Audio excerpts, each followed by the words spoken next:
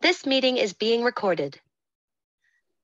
Hello, everyone, and welcome back to the Digital Nomad World weekly lecture. Today, I'm talking with Eloise Stark about journalism as a digital nomad. Welcome to Digital Nomad World, Ellie.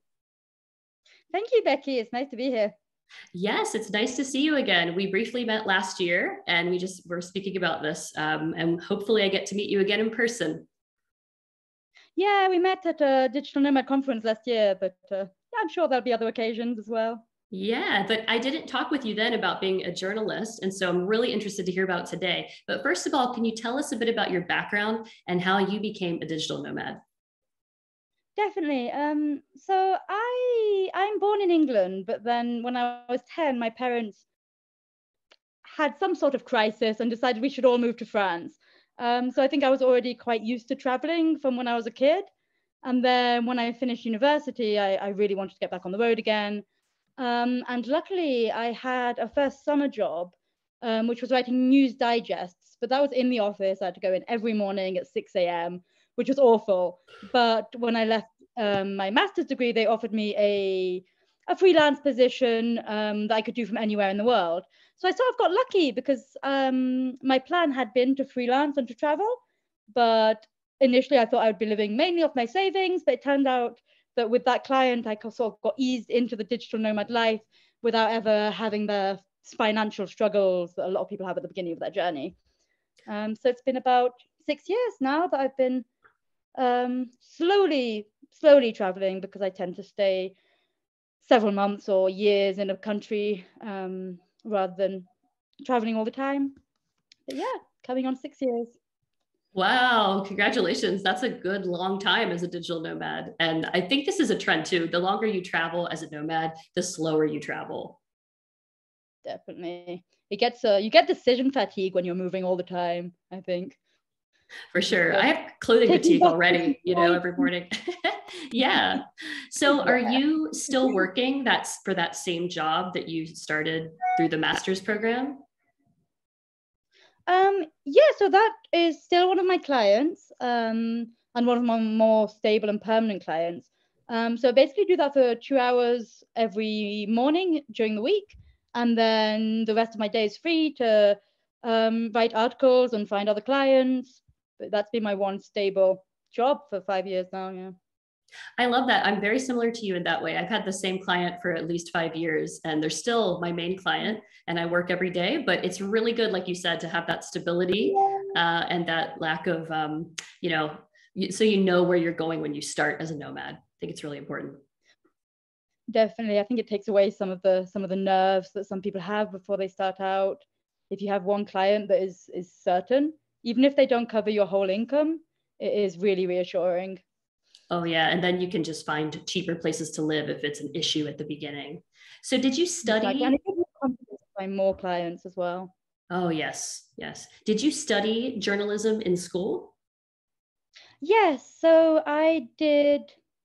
I did two bachelors, one in maths and physics, which is nothing to do with what I do now, and one in political science and sociology, which is more connected to what I do.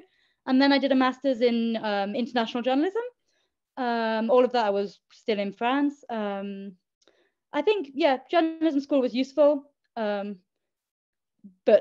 I feel like I started learning when I left school as well.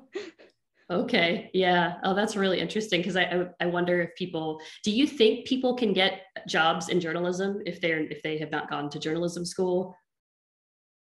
I definitely think it's possible. I think there's certain forms of writing that you need to learn, but you don't have to go to school to learn them. But the art of writing a pitch is quite specific, but people that study marketing would also be really good at it, because it's really teasing the story and showing how you can best write that story. But I don't think for freelancers, editors are looking more at the ideas you have and your portfolio, the other stories you've written, as opposed to whatever education you might have had in general. When you're looking for a staff job as a journalist, it's probably a lot more useful to have had that journalism school background. Right. What kind of publications do you work for now, and how do you find new clients, like you were mentioning?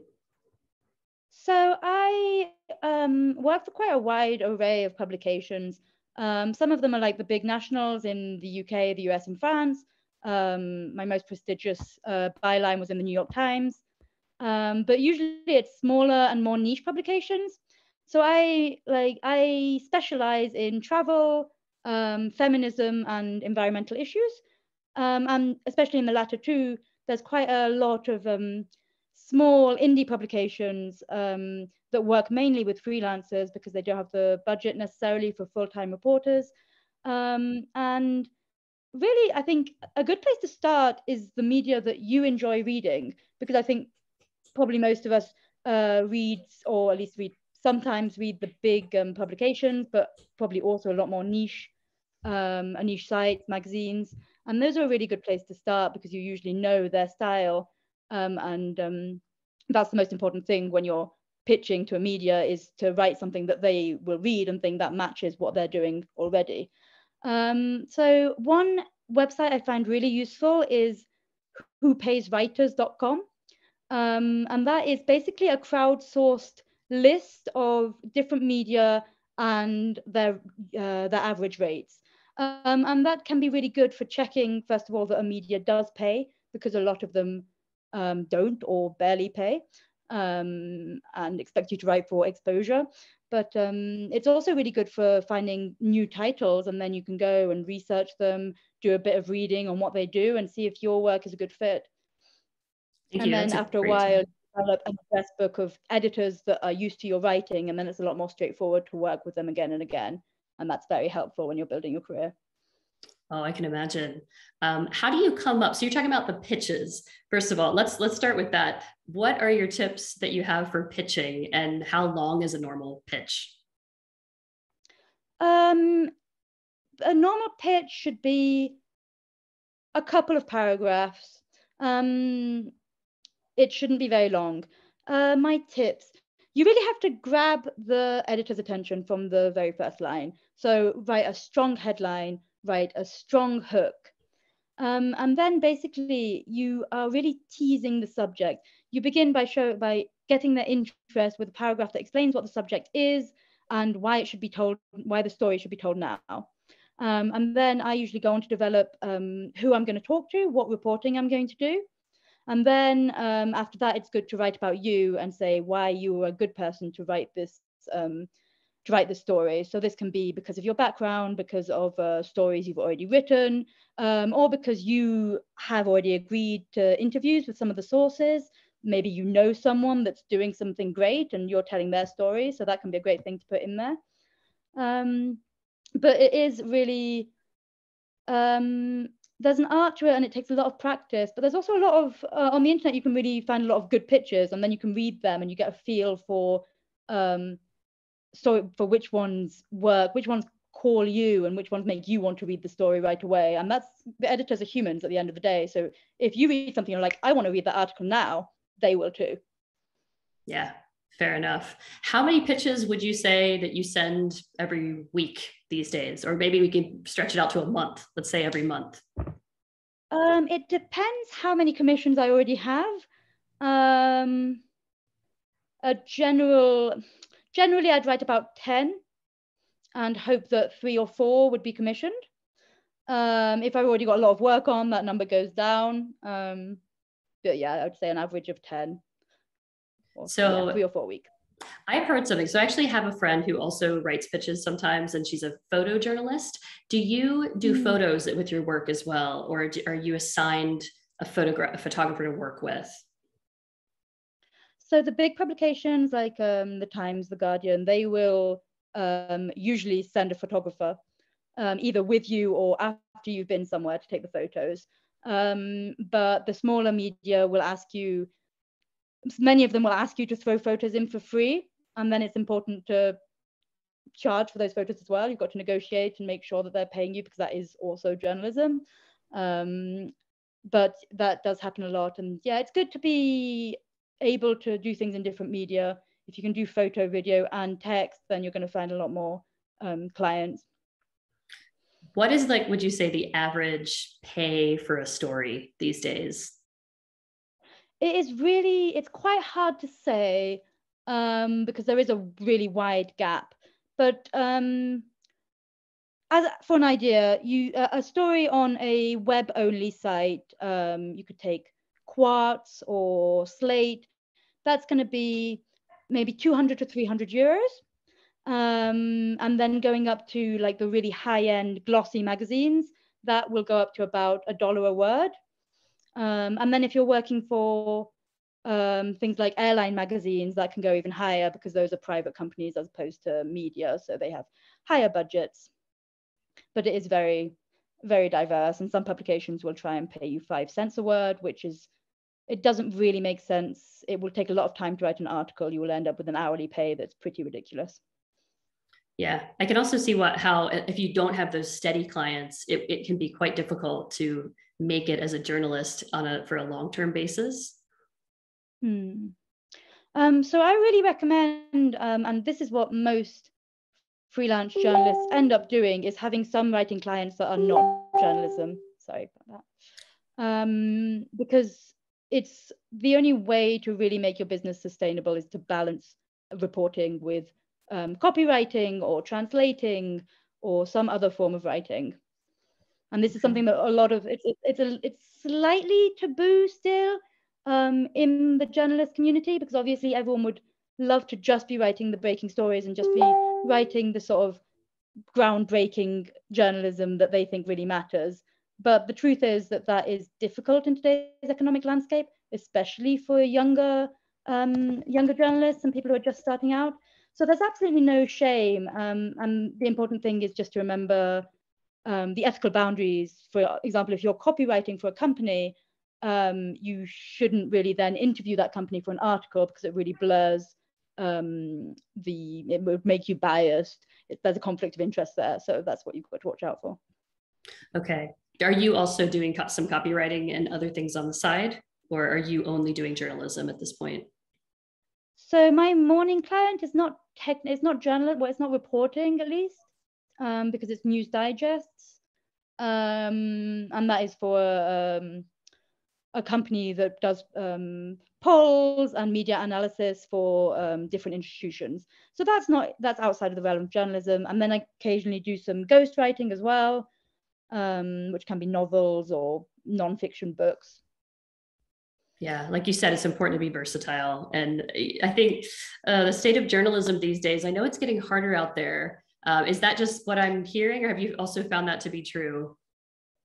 It's definitely getting harder out there. There's a lot of competition.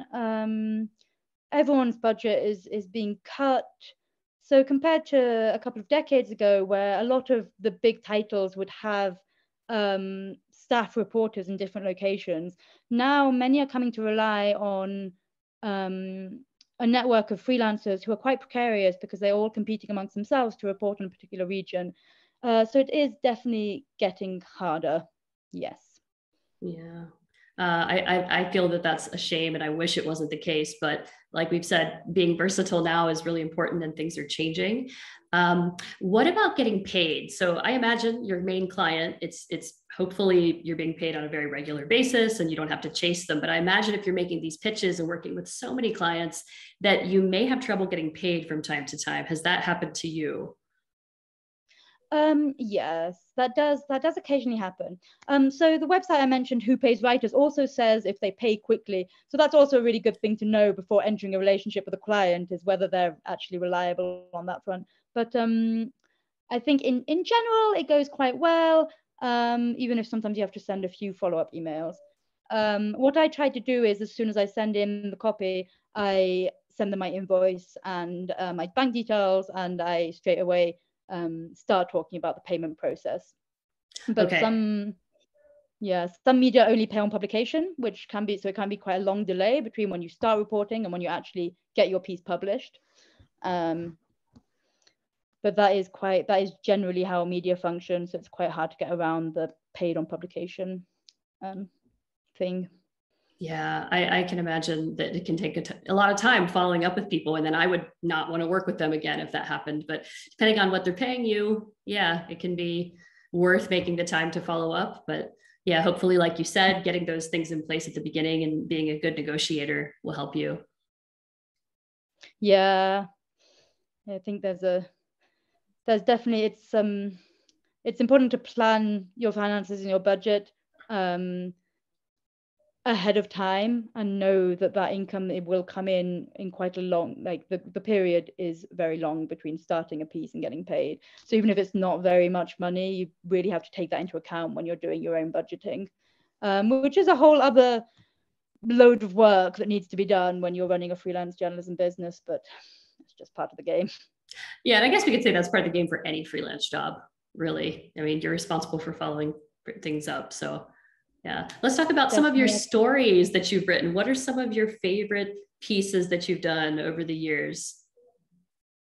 So I think the piece that I'm most proud of was about, so there was a time when a lot of migrants from sub-Saharan Africa were crossing the Alps from Italy to France on foot in the snow. It was a really difficult conditions. And I spent a week down there reporting, basically hiking out, finding these migrants that were crossing.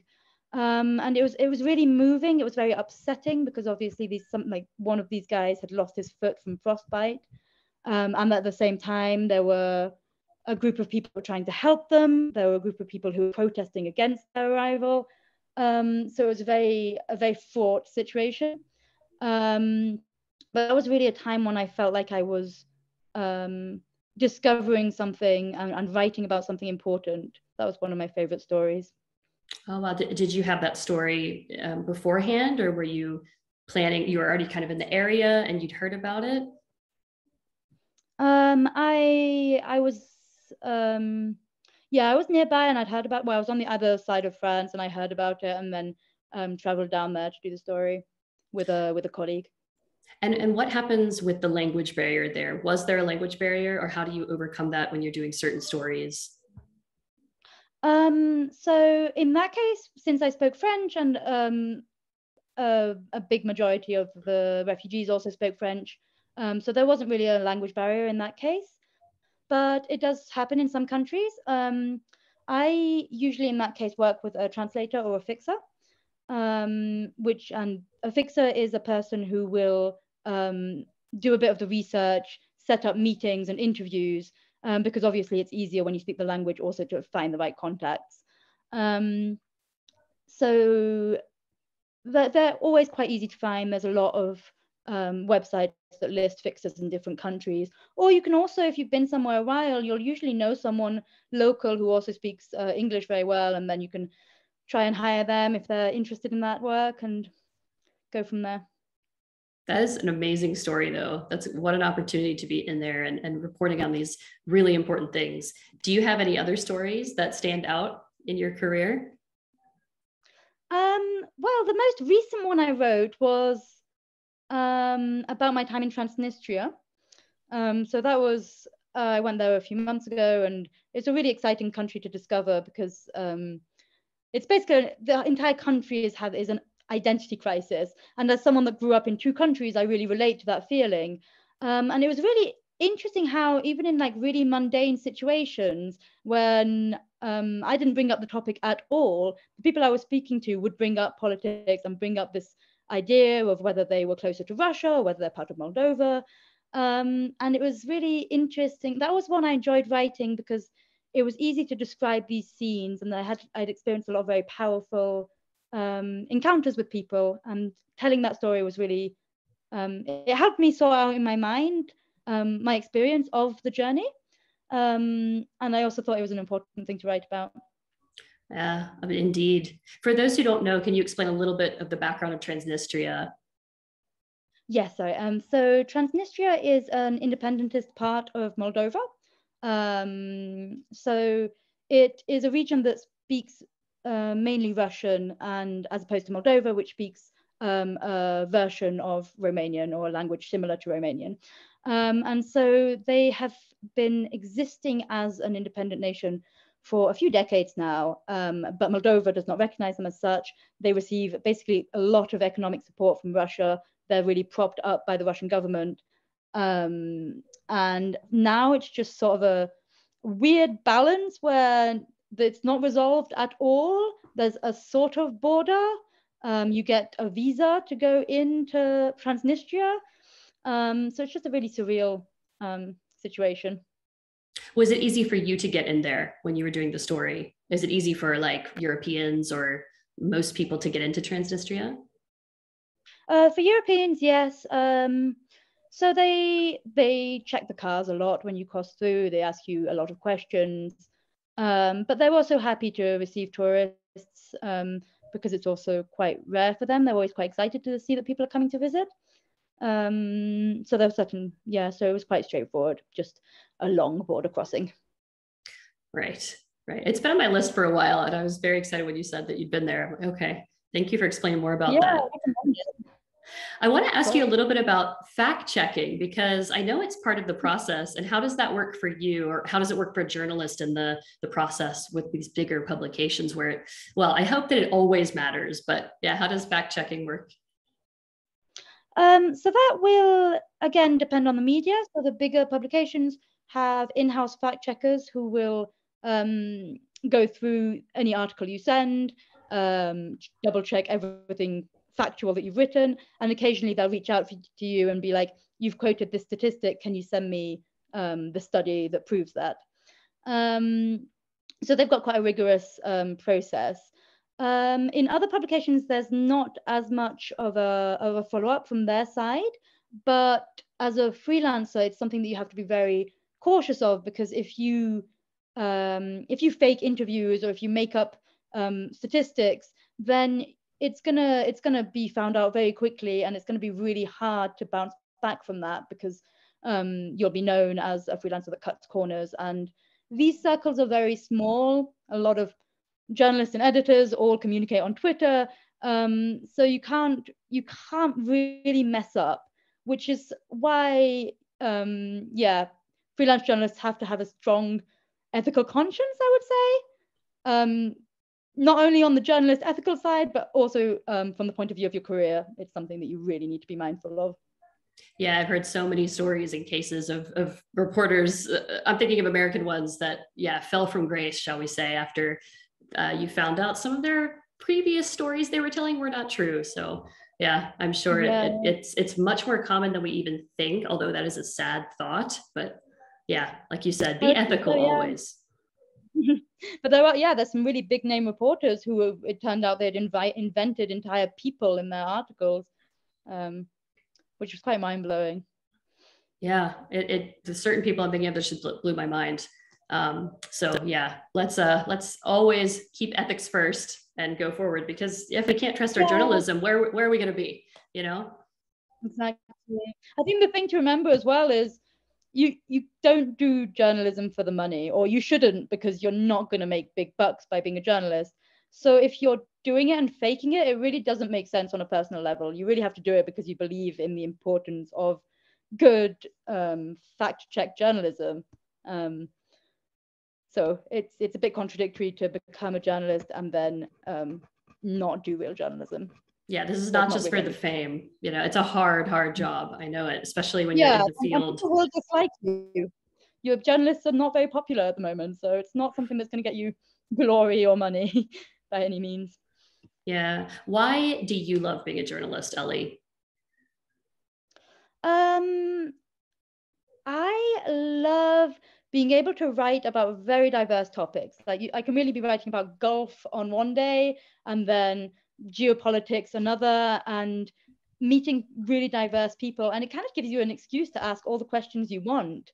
And that's something I really love. I love those conversations. I love finding out the things that I thought would be boring, like golf, are actually really interesting if you talk to the people that are passionate about them.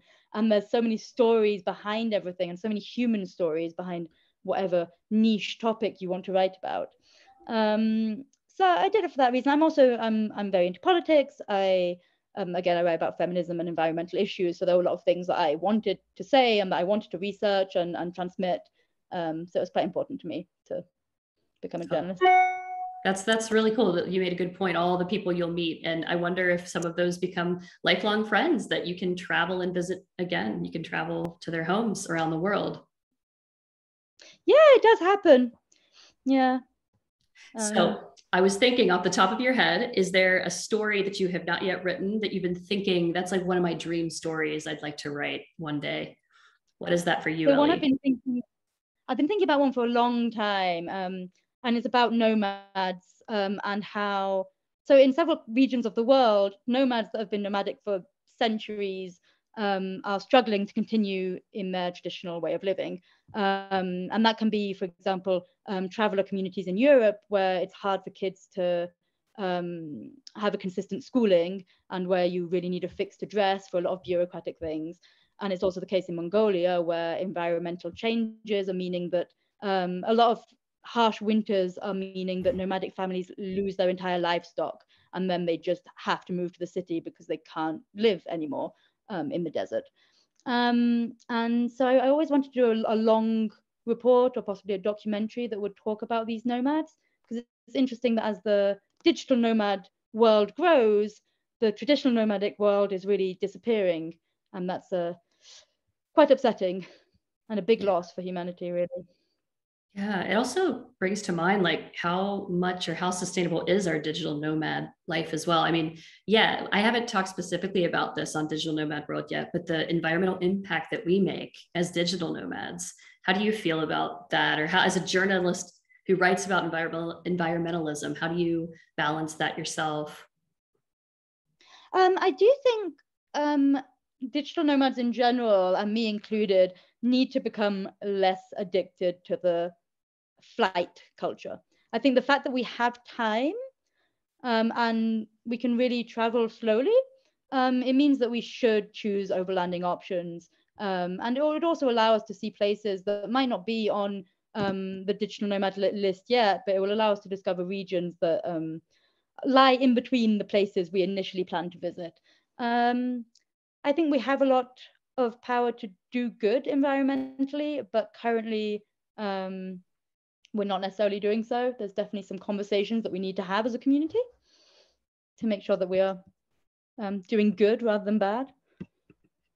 Yeah, I'm sure as you travel more slowly, like you said, either on trains or overland, it starts to feel more balanced. But yeah, just also all the things like our water bottles, instead of continuing to get plastic straws and one use items. I think as a nomad, this is really important. And I think a lot of nomads do that, but it's something to maybe we can even teach other people that are going on shorter trips about. So that's true, because I think as nomads, like, we've got used to doing some things. Like, there's a lot of nomads that have reusable straws, and most of us have water bottles that we refill. But people that are going on holiday are more likely to be like, oh, it's just a week, it doesn't matter. Yeah, but all of those trips really add up. So it'd be great to get that more out there. Well, if people want to follow you, Ellie, where can they go? So they can follow me on Instagram. It's at Stark Raving, or on Twitter at Eloise Stark. Is that Loello? ELO. ELO. Okay, Eloise Stark. Yeah. First, I thought it was a British spelling of hello, but I know it's part of your name. No, okay. It's my French name. I'm Ellie in England and Elo in France. Okay, what's next for you with your travel plans and your next stories, Ellie? So coming up next is, well, my next article will be about a trip I took in Poland, sailing through some beautiful lakes, listening to Polish sea shanties. So that's what I'm working on now. And my next travel stop, I'm hesitating between Mexico and Lesbos. Still got to work it out. All right. That does bring one more question to mind. Do you have a website where you publish or you put links to all of your stories? It would be amazing to see and to read these stories when they come out and see what you've already written. Yes. Well, it's not as up to date as it should be. But I do have a website, which is starkraving.co.uk. Okay, I'm excited about this Polish sailing through the lakes story already. So, all right, we'll be sure to check that out.